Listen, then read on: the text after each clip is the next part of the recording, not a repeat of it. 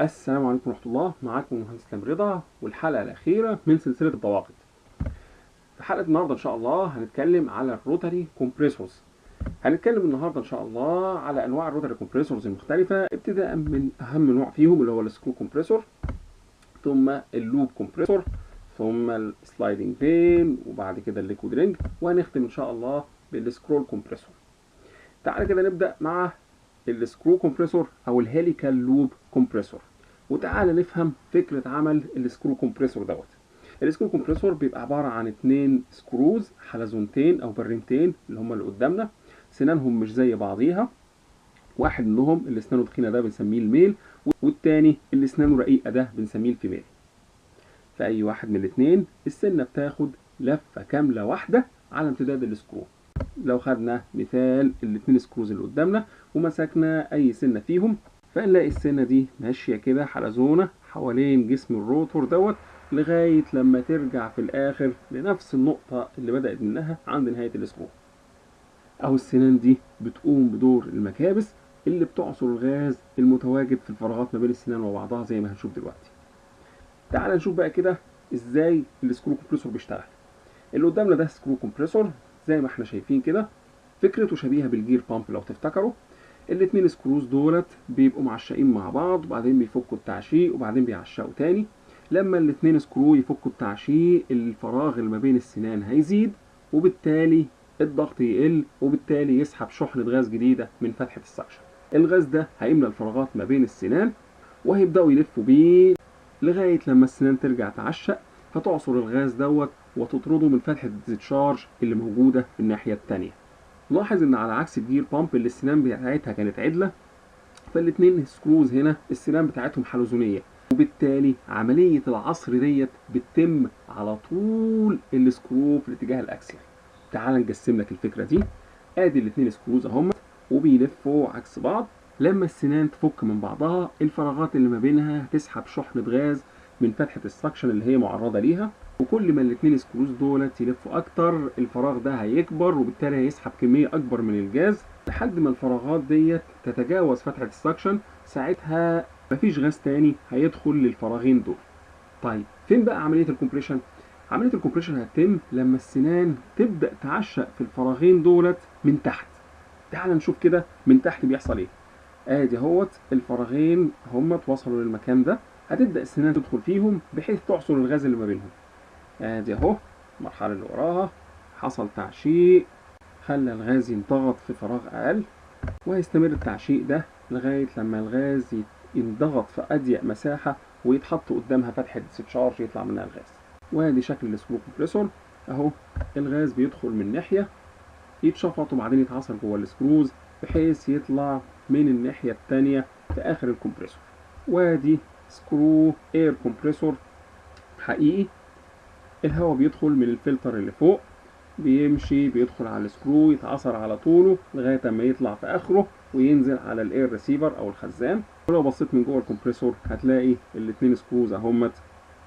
وادي في الأول وفي الآخر لازم يكون في سيل يمنع هروب الغاز، ولازم يكون في بيرنج يشيل الشافت، وبيكون في تايمنج جيرز يضمنوا ان الاثنين سكروز يلفوا مع بعض بتزامن.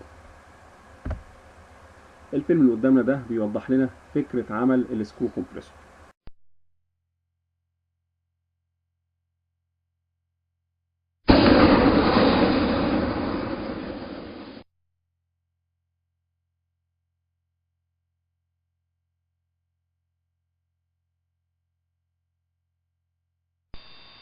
The rotary screw compression process has similarities to the conventional reciprocating process. In the reciprocating process, varying the cylinder volume through piston motion produces suction and discharge events. If pistons could be designed to continue in one direction, efficiency would be dramatically increased through eliminating the constant need to overcome piston reversal inertia. As long as we are in the theoretical world, let's imagine that we have the ability to easily vary the stroke length and the suction volume. To get to this ideal world, let's eliminate the conventional cylinder and replace it with a cylinder that has multiple open chambers. Then we replace the piston with one that has 4 displacement lobes sized to fit each cylinder chamber. Now, if we apply counter twists to the piston and cylinder, we have the basis for our rotary screws. As the rotors rotate, flute volume is progressively increased in the area directly above the point where the male and female lobes make contact. This suction process continues until we have filled the flute completely. Now we have established our input volume. As the rotors continue to rotate, they will eventually mesh again in the chamber we just filled with gas. Now the point where the rotors meet forms the compression seal. As the volume is reduced in the flute, pressure increases. The pressure will continue to increase until the gases are allowed to escape. When utilizing rotary screw compressors, the compression process is constantly occurring within all of the flutes, on both the male and female rotors. In this presentation, we will describe the compression process for rotary screw compressors. The concept of volume ratio and its effect on the compression process. Capacity control for aerial rotary screw compressors. And rotary screw lubrication systems. In order to visualize the compression process, only one flute in the female rotor will be shown through the compression cycle. In reality, all flutes would be at various stages of their compression cycle. Input volume increases as the rotors unmesh. The pressure remains constant because the flute is open to the suction port. As the rotors continue to unmesh, the flute passes the edge of the suction port and becomes sealed, establishing inlet volume. On the opposite side from the inlet flange, the rotors begin to mesh. The reduction in volume causes the compression process to begin. As long as the trapped volume is sealed, the compression process will continue. The point at which the discharge occurs is controlled by a machine part called the slide valve. The end of the slide valve has a machine surface called the radial port. Aerial compressors also have a second discharge port called the axial port, which is cast into the discharge housing face. The axial port is commonly called the butterfly due to its shape. In fully loaded operation, the radial port determines the discharge point. When the pressurized flute passes the radial port, gas is discharged into the discharge cavity. The flute volume will decrease as the rotors continue to mesh. However, no additional compression will take place since the flute is exposed to the discharge line through the axial port. السكرو كومبريسور بيعتبر بمثابة الحصان الأسود اللي نتيجة تطور تكنولوجيا التصنيع قدر يحتل استخدامات كانت في الماضي قاصرة على الريسيبروكيتنج أو السنتريفيجال. زي إيه مثلا؟ زي مثلا البورتابل اير كومبريسورز اللي حضرتك بتشوفها في مواقع البناء، بتستخدم في المتقابل نيوماتيك أو في الساند بلاستنج اللي بيصنفر سياخ الحديد في الخرسانة. كذلك بيستخدم على نطاق واسع في النيوماتيك باور ابليكيشنز زي المكبس النيوماتيك اللي قدامنا، وايضا بيستخدم احيانا في دوائر الريفريجريشن التبريد الصناعي. كذلك هو الكمبريسور المستخدم في السوبر تشارجر بتاع العربيه، بيستخلص الباور من محرك السياره علشان يضغط الهواء اللي داخله وبالتالي يعلي كفاءته. تعال بقى نتكلم على البريشر والفوليوم بيتغيروا ازاي على طول السكرو كومبريسور. تعال نشوف كده خلال لفه الروتور الواحده بيحصل ايه. وادي اهو مشاهد عمليه الشفط يتبعها عمليه العصر. نبدأ مع أول مرحلة. في المرحلة ديت الفراغات ما بين السنان عمالة بتوسع ومتعرضة دايما لفتحة السكشن، بمعنى إن الحجم اللي فيه الغاز بيزيد وبتحصل عملية سكشن عند ضغط سكشن ثابت. وبعدين في المرحلة الثانية بتبدأ عملية عصر الغاز في الفراغات اللي هي عدت فتحة السكشن خلاص لكن لسه ما وصلتش لفتحة الديسشارج، فبيحصل إن الحجم بيقل وبيحصل كومبريشن للغاز، ضغطه يزيد.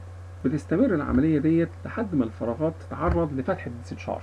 ساعتها تعشيق السنان بيؤدي إلى كسح الغاز عند ضغط ديستشارج ثابت. عايزك كده تلاحظ ملحوظة، لو احنا كبرنا فتحة ديستشارج ساعتها الغاز هيخرج من الكمبريسور بدري ومش هيحصل له كومبريشن كفاية. ساعتها البريشر ريشيو اللي هيوصل لها هتكون أقل. من هنا بقى نقدر نستنتج ان على عكس الريسيبروكيتنج كومبريسور والسنتريفيجال كومبريسور، فالسكرو كومبريسور بيدي بريشر ريشيو ثابته بنسميها الديزاين او البيلت ان بريشر ريشيو. البريشر ريشيو ديت بتعتمد على تصميم الكمبريسور نفسه، وتحديدا اماكن واحجام فتحات السكشن والديستشارج. بكده تقدر تتوقع ايه المقصود بالاوف ديزاين كونديشنز. لو كان عندنا سكرو كومبريسور بيدي ديزاين او بيلت ان بريشر ريشيو اللي هي اللي قدامنا دي، فالاوف ديزاين كونديشن ان احنا نعرضوه لبريشر ريشيو اقل او اعلى من اللي هو متصمم عليه. لو احنا عرضنا الكمبريسور لبريشر ريشيو اقل من اللي هو متصمم عليها، ساعتها السكروز هتفضل تضغط الغاز لغايه لما تحقق الديزاين او البيلت ان بريشر ريشيو، ولما الغاز يقابل فتحه ديستشارج هيفاجئ بالضغط المنخفض فهيعمل تمدد او اكسبانشن في ماسوره الطرد في صوره بالس او نبض الضغط.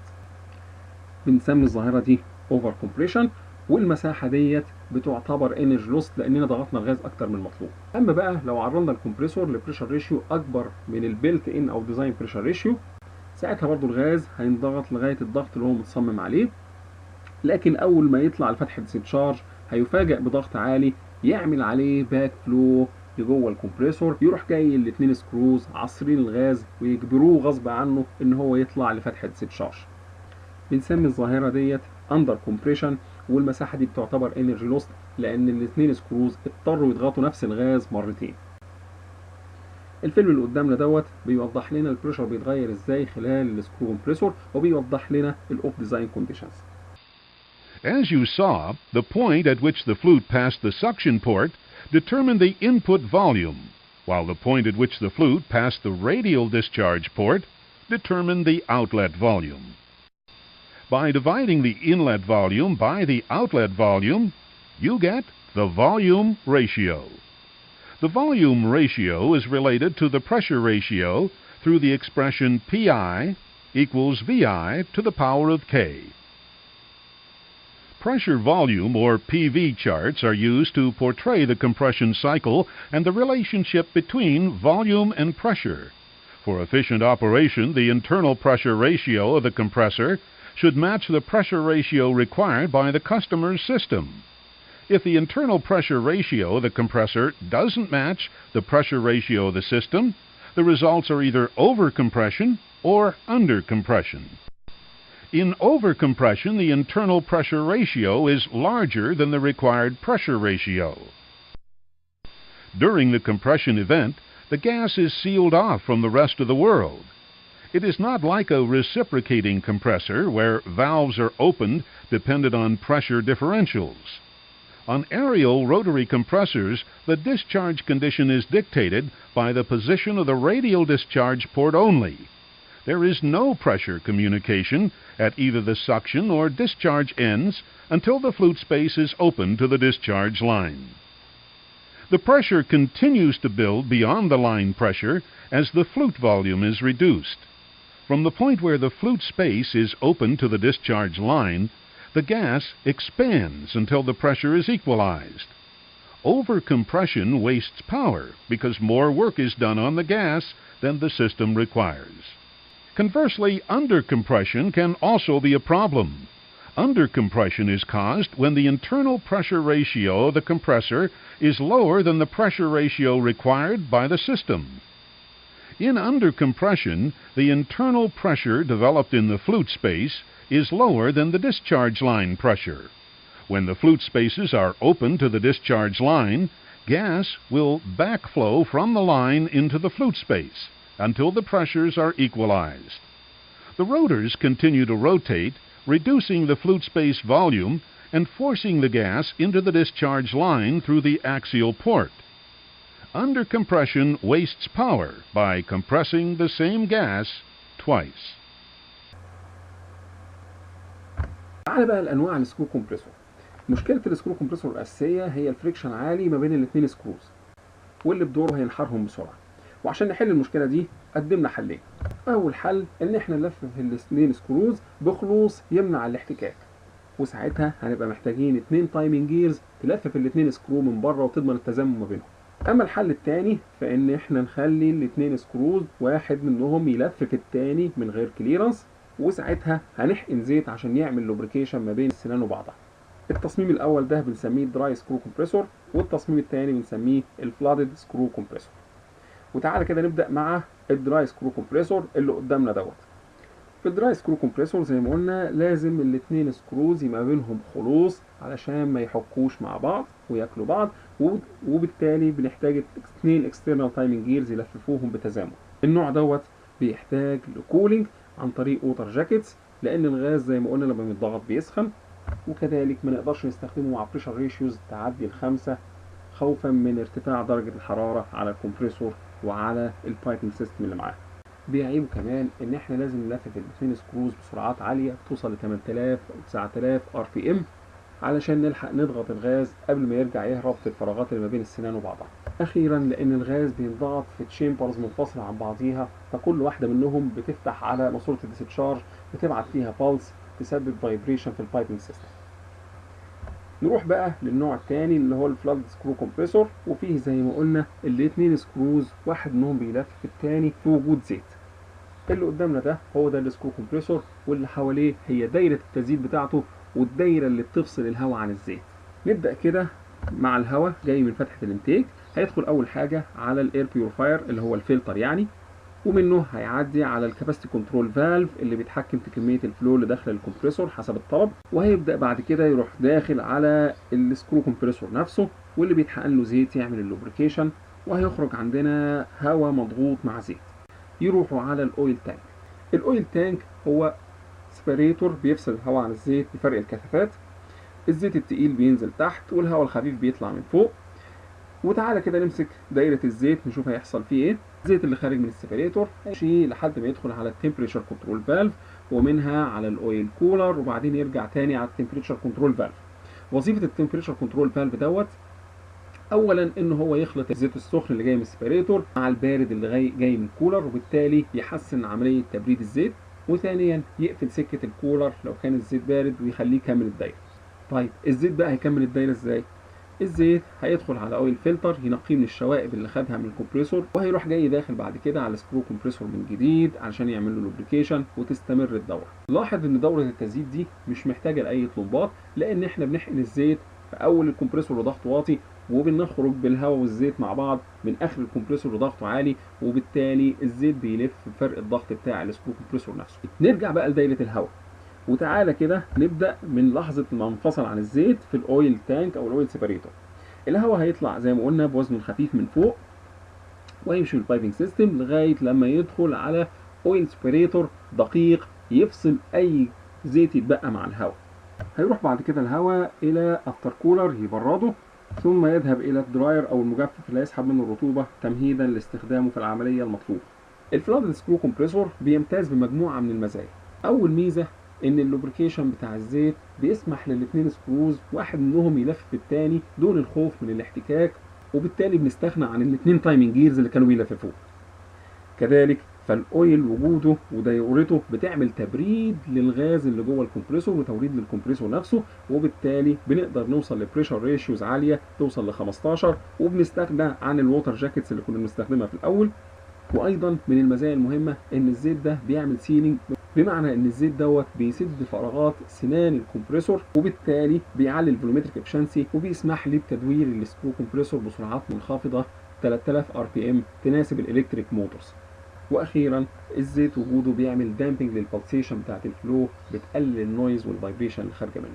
اما عن عيوب الفلاد سكرو كومبريسور فان اسوأها على الاطلاق ان برغم ان احنا نقدر نفصل حوالي 99% او اكتر من الزيت اللي اختلط بالهواء، الا ان ال1% ده بيحظر استخدامه في الصناعات الغذائيه والصناعات الدوائيه وفي بعض الصناعات الكيماويه. في النهايه بس اللي بيصمم واللي بيستخدم السكرو كومبريسور لازم يراعي الكومباتيبيليتي ما بين نوع الزيت المستخدم في اللوبريكيشن والغاز اللي بينضغط علشان ما يحصلش منهم تفاعل كيميائي لما تختلطهم مع بعض جوه الكمبريسور. الفيلم دوت بيشرح لنا الفلاد سكرو كومبريسور ودورة الزيت والهواء بتاعته. At Doosan, we're always viewing the world in unique ways.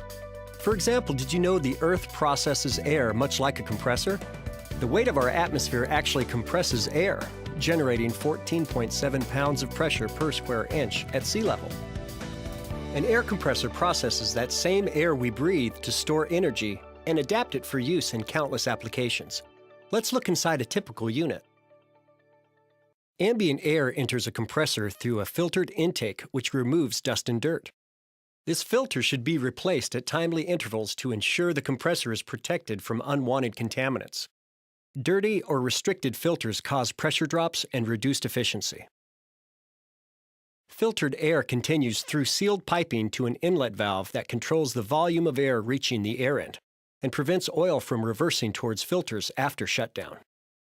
Next, air enters the air end, which is a fixed displacement pump that uses two helical rotors to compress air. As the rotor screws turn, they form a partial vacuum which sucks air into the helical rotors. The amount of air that fills the air end is measured in cubic feet or meters per minute. As air travels along the helical rotor flutes, the space storing the air gets progressively smaller.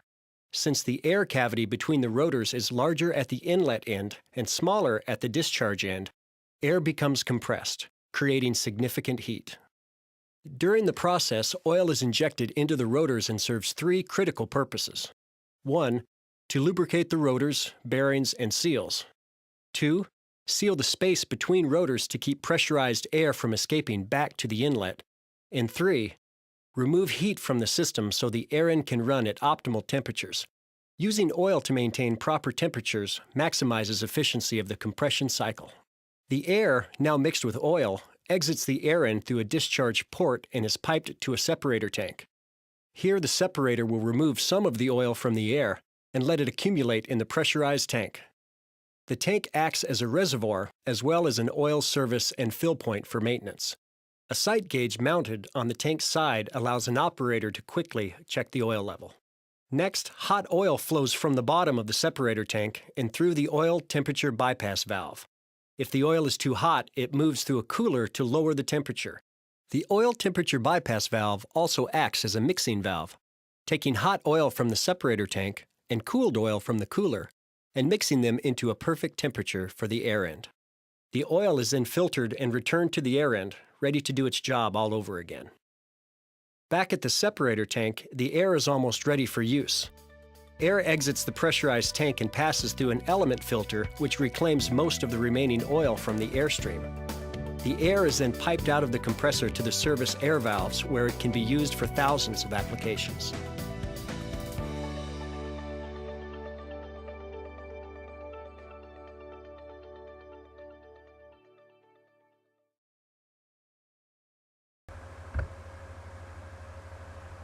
نروح بقى لطرق الكاباسيتي كنترول بتاعة السكرو كومبريسور. ممكن نتحكم في الكاباسيتي بتاعة السكرو كومبريسور بالطرق التقليدية زي السكشن او الديسشارج فالف ثروتلينج او الاكسترنال باي باسنج او السبيد كنترول، وممكن كذلك نستخدم الطريقة اللي هو بيتميز بيها اللي هي السلايد فالف واللي هنتكلم عليها دلوقتي ان شاء الله. تعال نفترض كده ان احنا كان عندنا سكرو كومبريسور عامل بالمنظر ده، وادي الانتيك وادي الديسشارج. عايزك تاخد بالك ان عمليه الكمبريشن بتتم فقط في الفتره اللي تكون السنان مش معرضه لا لفتحه سكشن ولا لفتحه ديسشارج اللي هي بالتحديد المرحله دي. لو حاولنا نمثل عمليه الكمبريشن على البي في دياجرام فتقع في المنطقه ديت، وفي المرحله اللي قبليها السنان ممكن تكون بتقفل على بعض، بمعنى ان الحجم بيقل لكن الضغط بيفضل ثابت لان السنان معرضه لفتحه سكشن ضغطها ثابت. خلال عملية الكمبريشن هيزيد الضغط لحد ما يوصل لفتحة ديسشارج، ومهما قفلت السنان الحجم هيقل لكن الضغط هيفضل ضغط ديسشارج ثابت، يعني الغاز بيتكسح ما بينضغطش. طيب تعالى بقى نلعب لعبة. تعال نقفل من تحت السكرو بسلايد فالف، وتعالى نحرك السلايد فالف دوت بالشكل ده. ساعتها هتظهر فتحة بترجع الغاز على ضغط السكشن. بالتالي عملية الكمبريشن في الحالة الجديدة هتكون بس الفترة دي. لو حاولنا نمثل الكلام ده على البي في دياجرام ادي عمليه الكمبريشن اهيت، قبليها السنان عماله تعصر في الغاز، لكن ما بيحصلش ارتفاع في الضغط، لان الغاز بيرجع يهرب تاني من الفتحه اللي قلنا عليها لضغط السكشن. وبعد كده بقى هيحصل كومبريشن لحد ما نوصل لفتحه ديسشارج والضغط يثبت ساعتها. عايزك تقارن الفوليوم اللي بدأ عنده الكومبريشن في الحاله الاولى وفي الحاله الجديده. الفوليوم ده هو السكشن فوليوم او السكشن كاباسيتي بتاعه الكمبريسور، بمعنى ان الفلو ريت اللي بيسحبه الكمبريسور قل، والفرق هيرجع على خط السكشن تاني من الفتحه اللي احنا عملناها. وادي اهو شكل السلايد فالف في الحقيقه بيبقى عامل بالمنظر ده. ادي الانتيك وادي الديسشارج، وادي السلايد فالف لما يتحرك ويسيب فتحه يرجع منها الغاز على ضغط السكشن من جديد. وادي صوره اوضح للعمليه. وزي ما احنا شايفين السلايد فالف بتحكم فيه بمكبس هيدروليك.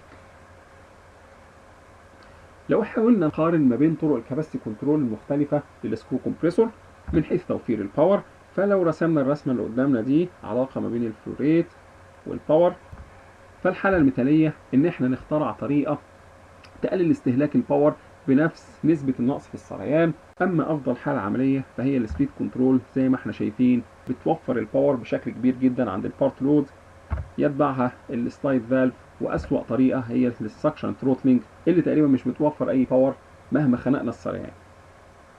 الفيلم اللي قدامنا دوت بيوضح لنا فكرة عمل السلايد فالف في السكرو كومبريسور.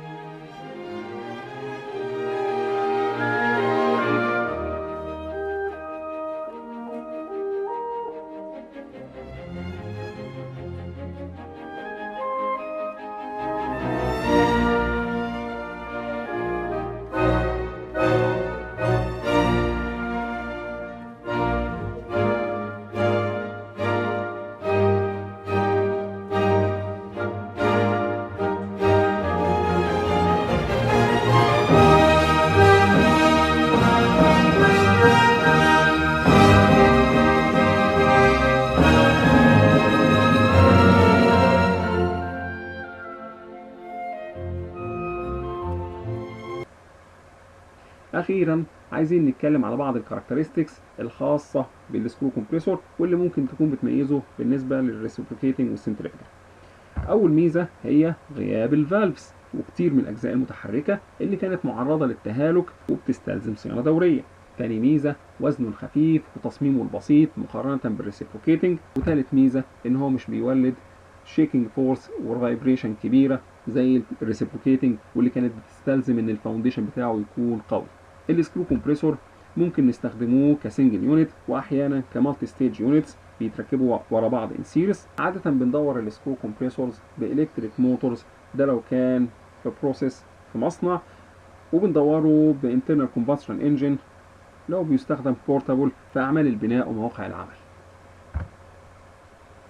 نروح بقى لتاني نوع من الروتري كومبريسورز اللي هو الستريت لوب كومبريسور او ساعات بنسميه الروتس بلور. الستريت لوب كومبريسور منظره زي ما احنا شايفين كده، عباره عن 2 روتورز فيهم فصوص او لوبس وبيلفوا عكس بعض بالشكل دوت.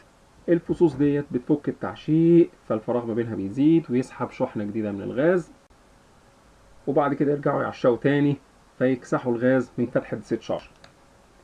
وادي اهو منظرها في الحقيقه.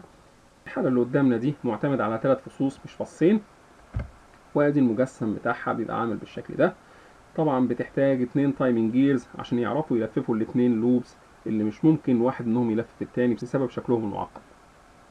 اللوب كومبريسور ما بيقدرش يستحمل غير الضغوط المنخفضه، ولذلك بيسموه ساعات روتس بلور نسبه الى البلور اللي هو عباره عن سنتريفيكال كومبريسور بيدي ضغوط منخفضه. الفيلم اللي قدامنا ده بيوضح لنا فكره عمل الستريت لوب كومبريسور.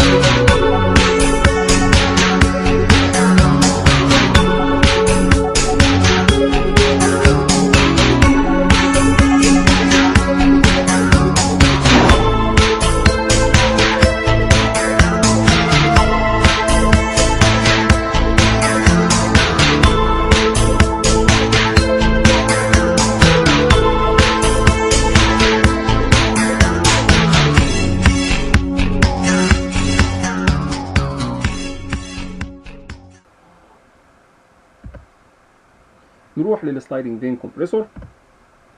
السلايدنج فين كومبريسور فكرته زيه زي السلايدنج فين بامب، عباره عن كامه جواها روتور اكسنتريك مع بعض، والروتور دوت فيه سلوتس او شقوب، والشقوب ديت فيها فينز مش متثبته لكن تقدر تعمل سلايدنج في الاتجاه الراديال. لما بيبدا الروتور يلف بتتولد سنتريفيجال فورس على الريش بتطردها لبره بحيث تفضل باستمرار ملاصقه للكامه، وبتتكون غرف كومبريشن ما بين الروتور وما بين الكامه. الغرف دي حجمها بيزيد وبعد كده بيقل، في المناطق اللي حجمها بيزيد بتقدر تعمل سكشن، وبعد كده لما حجمها يقل تكسح الغاز يعني تعمل ديسشارج. وادي منظره في الحقيقه بيبقى عامل بالشكل دوت. السلايدنج فين كومبريسور بيستخدم على نطاق واسع كفاكيوم بامب، طرمبة خلخلة تفرغ الغرف من الغاز. الفيلم ده هو أروع فيلم بيشرح لنا فكرة عمل السلايدنج فين كومبريسور هو والدايرة الملحقة بيه.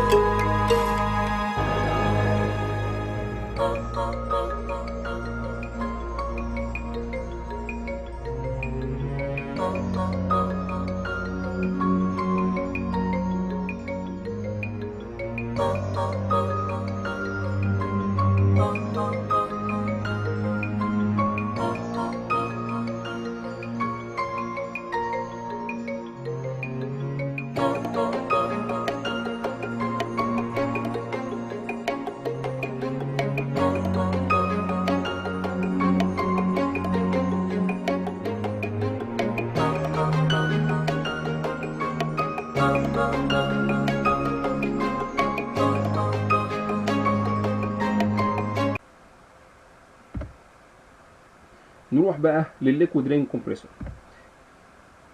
الليكويد رينج كومبريسور بيبقى عباره عن كيسنج جواه روتور في ريش زي ما احنا شايفين، وبيتملى بارشلي بالميه بالشكل ده.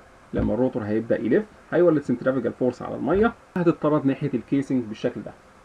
الميه هتتوزع على الكيسنج بانتظام، لكن بالنسبه للروتور هتكون اكسنتريك، وبالتالي هتتكون غرف برضه حجمها بيزيد وبعد كده يقل. لما الحجم يزيد هنقدر نعمل سكشن، ولما الحجم يقدر يقل تاني هيكسح الغاز، يعني يعمل سيت شارج. وادي تصميم مختلف من الليكويد رينج كومبريسور.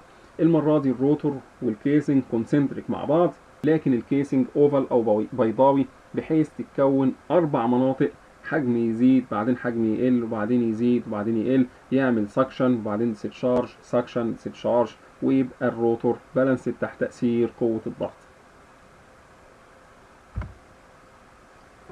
الرسمه اللي قدامنا دي بتوضح لنا مسارات الغاز جوه الليكويد رينج كومبريسور. عايزك تفتكر بس ان الاسطوانه الداخليه ديت بتكون ثابته، مش بتلف مع الروتور، لان بيكون فيها فتحات السكشن والديسشارج اللي بيدخل ويخرج منهم الغاز. وتعالى بقى نشوف مسار الفلو هيبقى عامل ازاي. ادي الفلو جاي بيدخل من قله كونكشنز لحد ما يعدي الفتحه ديت اللي موجوده في الاسطوانه اللي احنا قلنا عليها، ويبدا يملى الفراغ ما بين الريش والميه.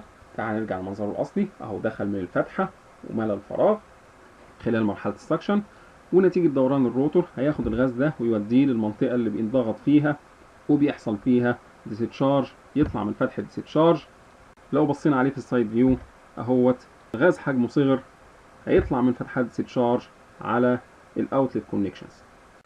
وادي فيلم بيوضح لنا فكره عمل الليكويد رينج كومبريسور. This animation explains the basic working principle of a liquid ring vacuum pump. The impeller throws the water around just like in a washing machine. The void in the center of the machine is airspace. The water ring moves away from the center of the impeller. This motion draws in air molecules, represented here by white balls, through the inlet port. When inside the pump, the gas is compressed as the water ring moves back towards the center of the impeller. The air is then discharged through the outlet port. The key point here is that the water ring generally becomes contaminated with the process gas. This waste liquid can become an environmental disposal nightmare.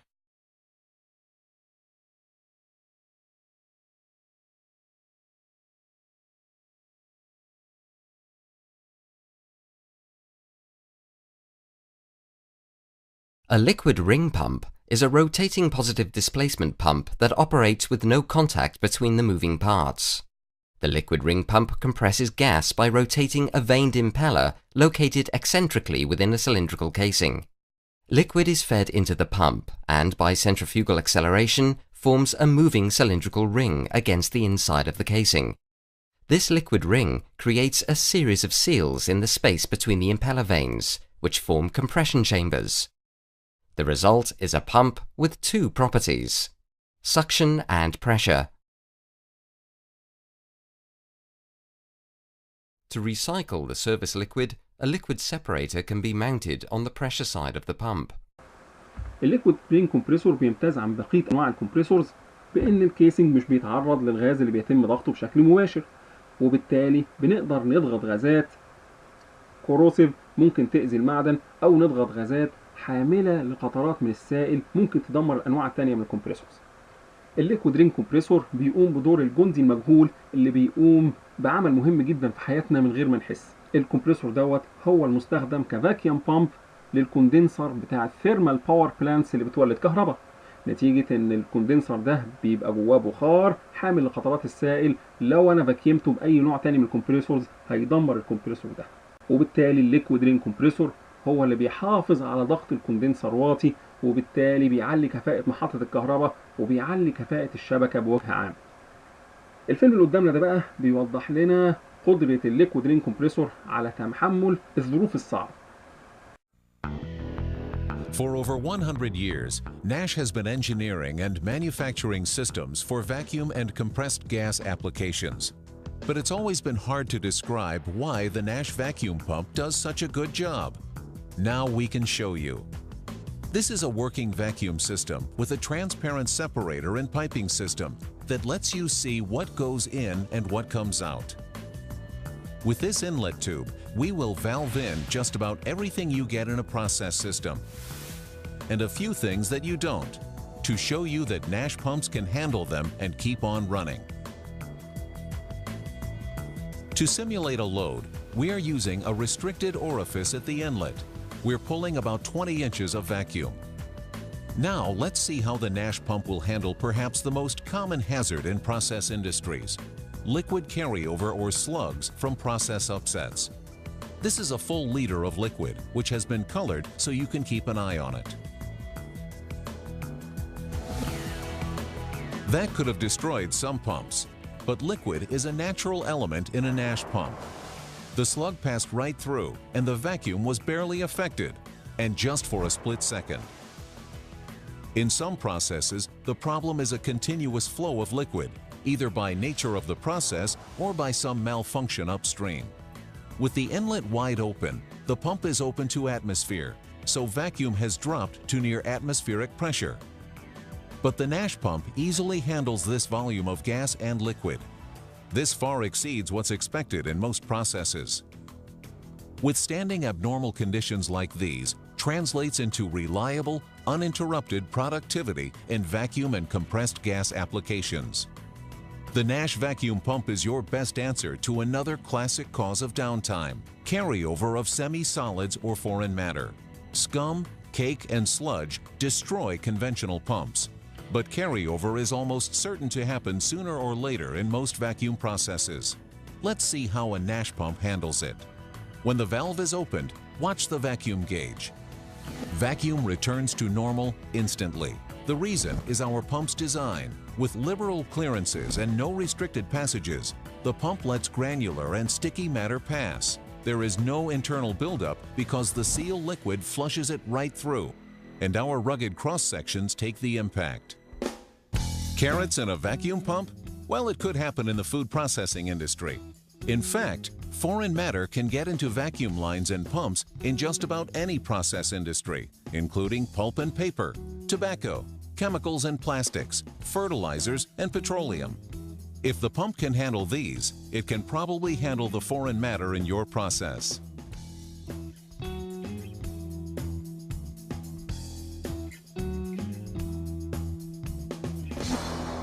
The Nash features that make this possible are your guarantee against breakdowns and costly downtime.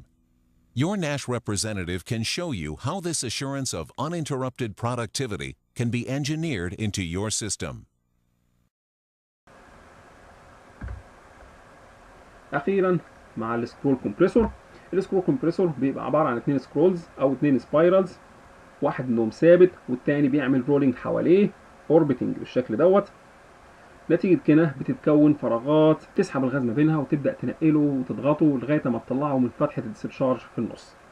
السكرول كومبريسور لما نقارنه بالريسيبروكيتنج فهو بيتحرك حركه رولينج بتقلل الاحتكاك وبتعلي كفاءه الكمبريسور، وكذلك ما بيبقاش فيه الكليرنس فوليوم اللي شايل كميه غاز محتاجين نعمل لهم اكسبانشن قبل ما نفتح محبس السكشن، وبالتالي الفولومتريك افشنسي بتاعته بتبقى عاليه. كذلك السكرول كومبريسور بيمتاز بالنويز الواطيه والفايبريشنز القليله، ولذلك بدأ يتم استخدامه على نطاق واسع في الاير كونديشنرز او مكيفات الهواء. وده فيلم عندنا بيوضح فكره عمل السكرول كومبريسور واجزائه المختلفه.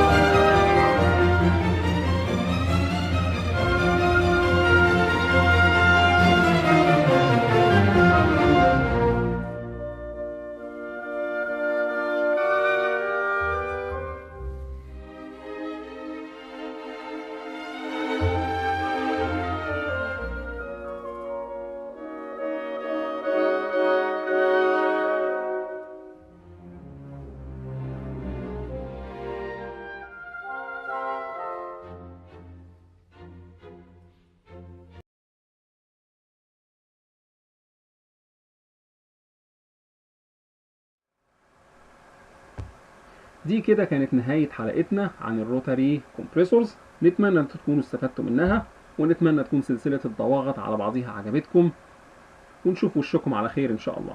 والسلام عليكم ورحمة الله.